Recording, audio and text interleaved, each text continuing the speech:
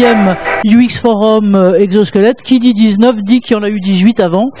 Et donc, comme vous voyez, ça fait un certain temps que on s'occupe d'intégration des innovations et d'impact positif sur la santé au travail. Et aujourd'hui, ça va être encore plus, j'allais dire encore plus le cas, puisque on va se centrer sur les enjeux d'inclusion, de maintien dans l'emploi et donc de prévention secondaire et tertiaire, où le facteur humain est encore plus, j'allais dire, il est encore plus premier que ailleurs. Donc bienvenue pour ce 19e UX Forum. Pour que vous sachiez, on est super content que vous soyez là et que vous soyez à l'heure. Si jamais vous pouviez pas ou vous avez des copains qui ont envie de le revoir, il y aura un replay, et donc Jean-Loup qui est là capte, filme, et donc vous aurez sur le site donc voilà, notre truc ça va être de regarder des actions exemplaires en prévention. Moi je suis donc Anne-Marie Lefebvre, j'ai cofondé le Cercle Entreprise et Santé il y a un certain temps maintenant, puisque ça date de 2006, et il y a deux missions, l'une qui est d'éclairer un certain nombre d'entreprises, et donc une fonction club sur l'évolution de la relation au travail au spectre, j'allais dire, des impacts sur la santé dans tous ses états, global, physique, mental, social, on en reparlera, et puis l'autre, donc dans ce type d'enceinte et avec nos partenaires, d'ouvrir largement des expériences et des expériences porteuses dans ce qu'on appelle des UX forums, c'est-à-dire que moi je suis né le jour de Saint-Thomas, mais tout le monde peut être pareil en gros, et l'idée c'est qu'on part du terrain, on part des expériences et pas de discours ex cathedra là-dessus. Donc voilà, notre think tank existe déjà depuis un petit moment, et l'objectif c'est ça, c'est de porter à connaissance. Et donc on a en fait découvert, moi j'ai découvert il y a 6 ans les exosquelettes en fait, et pour vous dire comment, c'était par en fait une amie qui elle est prof au CNAM en management des services de santé, et qui avait été complètement étonnée de retour du Japon de voir 600 hôpitaux au Japon, tous équipés d'exosquelettes, j'allais dire à 360 degrés, c'est-à-dire aussi bien pour les soignants, les aides-soignants, que de l'autre côté pour les patients.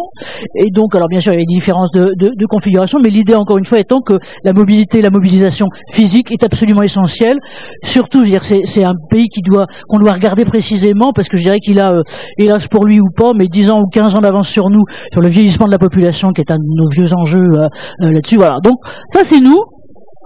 Et puis nos actions et nos acteurs et actrices exemplaires, et ben ils sont sur scène. Et donc là on a choisi de faire un focus sur deux. C'est plus que 2 cas, mais en tout cas c'est deux dynamiques importantes. Et cette fois-ci, ce que je vous disais tout à l'heure, en prévention secondaire et tertiaire, et donc avec un souci de l'humain qui est encore plus grand sur la question du maintien dans l'emploi, de l'inclusion du handicap ou de la récupération, de la réhabilitation d'inaptitude. Et donc je vous présente, alors pardon de l'avoir dit au centre tout à l'heure, je ne le qualifierai pas comme ça, Frédéric Hédouin. Docteur Frédéric Hédouin, il est médecin du travail à l'UPJV. L'UPJV, c'est l'université Picardie-Jules Verne. Et alors, nous, c'était un partenaire, j'allais dire ancestral, mais plutôt du côté pédagogique. Et en fait, il nous cachait plein de choses. Ton homologue qui dirige l'Institut d'ingénierie de la santé, et ils font des expérimentations absolument géniales.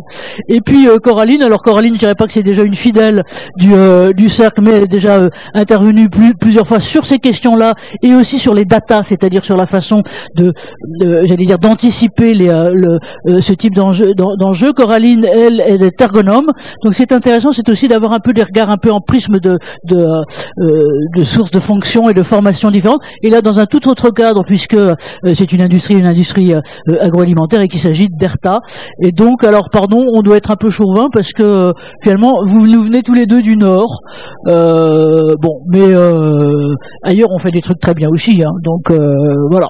Donc voilà ce qu'il en est. Et donc Frédéric, c'est à vous que je vais passer la parole tout de suite. Et donc juste pour revenir sur ces questions-là, qu'est-ce que nous ont appris, j'allais dire, 6 ans de suivi, de mise en lumière d'exosquelettes. Alors, je veux dire que la première fois qu'on a eu un truc comme ça ici, je veux dire qu'à l'époque, Préventica nous a fait confiance. Ils nous regardaient tous comme des yeux comme des qu'est-ce que c'est que c'est fou. Nous, on s'occupait avant plutôt de regarder les choses du côté de la robotique collaborative, donc des choses lourdes. Et moi, ce qui m'avait frappé justement dans les questions des gens avant, là, c'était de nous dire tout ça, c'est bien, mais ça n'est faisable et utilisable que pour des postes fixes, des gens qui ont les moyens, qui globalement peuvent investir. Et qu'est-ce que vous faites de tout ce qui est les jobs solo, de bout de chaîne, éventuellement pas sur site ou autre? Qu'est-ce que vous en faites? Et voilà. Et donc c'est comme ça qu'on est venu à ça. Alors qu'est-ce que ça nous a appris? Je dirais que les premiers, moi j'ai découvert des métiers que je connaissais pas. Par exemple, l'un des premiers, est-ce que vous savez ce que c'est qu'un tireur de râteau? Et ben moi je ne savais pas ce qu'était un tireur de râteau, je vois que vous non plus. Et ben les tireurs de râteau, c'est les types. Là, ça peut être que des hommes. Pardon, d'être sexiste. Mais les tireurs de râteau, ce sont ces opérateurs dans les métiers plus de TP par exemple que de bâtiment, et qui étalent sur les routes le bitume, et donc ne peuvent le faire. Sont des trucs qu'on ne peut faire qu'à la main. On peut pas utiliser des bécanes. Et donc j'allais dire les pauvres mecs, ils sont absolument cachés très très vite. Donc non seulement ils ont du bitume chaud et autres, et donc là c'était une start-up qui malheureusement d'ailleurs a disparu depuis et autres, mais qui a été aidée pour aider spécifiquement ces métiers.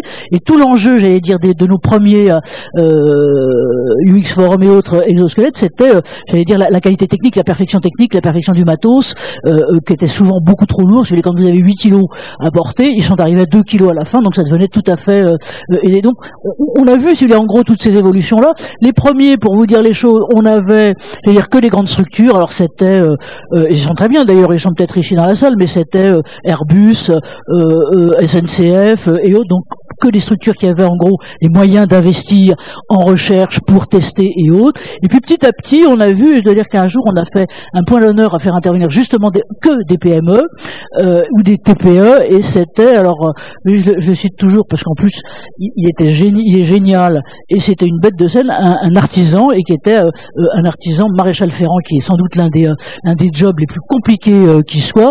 Mais on avait aussi par exemple des maraîchers.